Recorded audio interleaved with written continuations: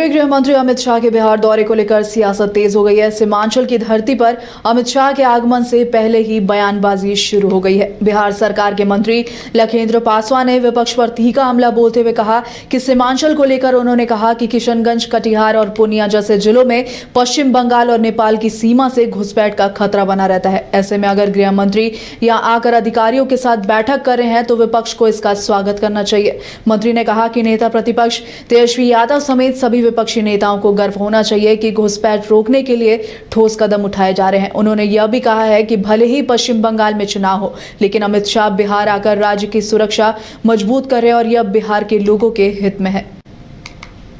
जो भारत सरकार के माननीय गृह मंत्री है, उनको बिहार में आते ही इन लोगों को जो है कलेजा में धड़कन बढ़ जाता है।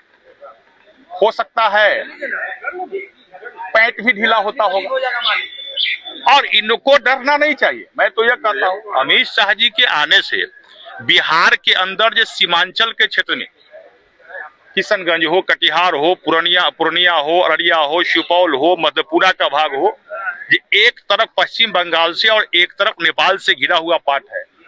उधर से घुसपैठिया जो है बिहार के अंदर प्रवेश करते हैं और किसी भी प्रकार के घुसपैठिया को बिहार के अंदर प्रवेश करना ये बिहार के लोगों के लिए खतरा है।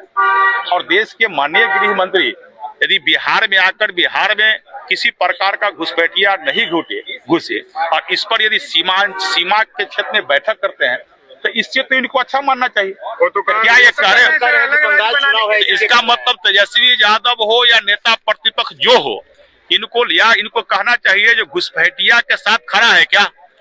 यदि बंगाल चुनाव है तो अमित शाह जी बंगाल में होते, लेकिन अमित शाह जी तो जो बिहार में ही है और बिहार में आकर बिहार की व्यवस्था को ठीक कर रहे हैं और बिहार के अंदर घुसपैठिया नहीं हो आवे, इसका यदि पूरी तरह मुस्तैदी से प्रशासनिक बैठक करके टाइट कर रहे हैं तो उसमें यदि नेता प्रतिपक्ष तेजस्वी यादव को दर्द हो रहा है, इसका मतलब ये चाहते हैं कि घुसपैठिया को बिहार घर रहने का मकान भर नहीं, ये खुशियों की तिजोरी है।